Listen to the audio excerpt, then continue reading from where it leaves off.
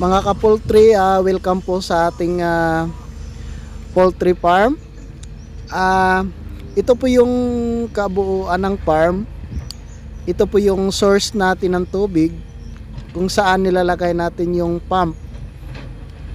So may electrical wiring yan papunta doon. So sa ngayon hinahanda natin yung farm para sa pagdating ng ating mga RTL. So yung RTL natin is nasa 1,000 capacity. On the way na sila as of this moment. So chine-check natin yung tubig, yung mga nipple drinkers, para kung dumating na yung mga manok natin is makakainom sila agad. At kasi siguradong nauuhaw yung mga manok natin galing sa biyahe. So ito yung na-install na natin na mga kulungan. So nasa 1,000 heads capacity yung kulungan natin. Yung building kasi natin is kaya siyang mag-accommodate ng around 1,600. Kaso as of now, yung pinapa-install natin is yung good for 1,000 capacity na muna. So ito yung paligid natin. So yung building natin malayo siya sa kabahayan. Nasa gitna tayo ng niyogan. At saka may mga saging din tayo sa paligid. So ito yung linya natin ng tubig from natural source. Nilagyan natin ng pump papunta doon sa tangke. So ito na, dumating na yung mga chicken natin. So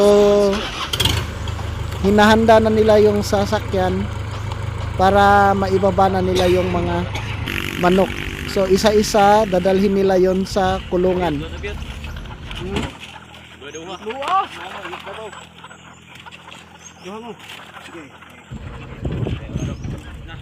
Oh, medyo mabigat yan. Dahan-dahan lang. Siguro kailangan ng mga 3 tao. Kaya ba? Kaya siguro. Yun mga ka-poultry, dinadala na nila isa-isa yung mga manok para ilagay na doon sa kulungan.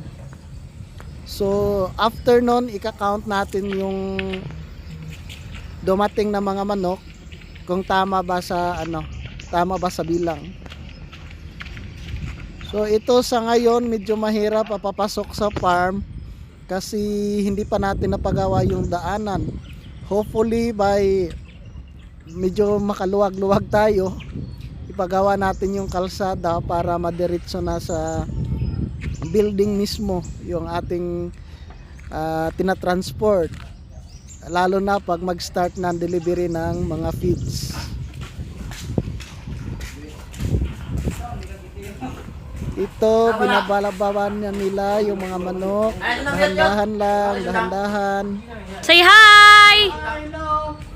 Ito yung mga poultry boys natin.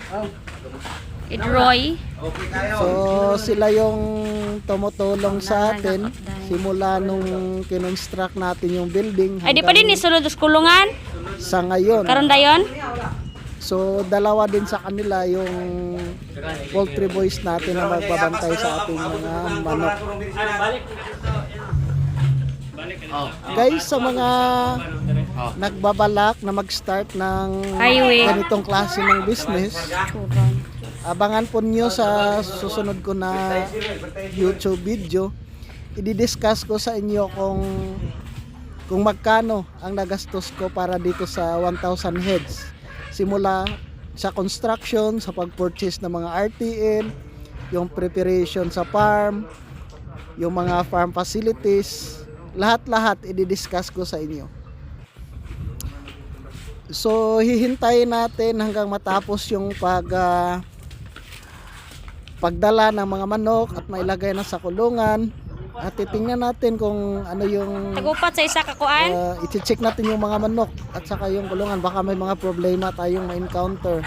Kasi sa nakikita ko, isa din pala to sa babantayan natin mga ka-poultry, yung mga nozzle ng tubig, kasi after kasi natapos to ng gumagawa, night time kasi yon, tapos brand out din dito sa location namin, so hindi namin na-testing yung mga nipple drinker. So nung tinisting namin, may mga drinker kami na tumatagos yung tubig. So isa to sa babantayan natin, kasi pag nabasa yung mga manok natin, malaking chance na magkasipon sila, lalo na pag malakas yung tubig at mababasa sila. So guys, ito na, nilalagay na sila isa-isa. So for the meantime, yung mga tumatagos na nipple drinker, nilalagyan muna namin ng rubber, parang tinatanggal namin tapos tinatalian. So kaya medyo mahirap sa simula, kasi kailangan mong i-identify, may kanya-kanya mga problema na ma-encounter mo sa farm. At saka yung mga manok manibago pa Lima din lagi ng sa... isa ka box oh. So sa ngayon guys, ito na lang muna. So every now and then i-update ko sa YouTube channel ko yung mga iba pa naming activity sa farm hanggang mag-start na kami ng production. So sa mga hindi pa nakapag-subscribe, subscribe na kayo sa Tabangin, channel Droy. ko para updated kayo sa mga bagong videos. Maraming salamat. Happy farming. Bye-bye.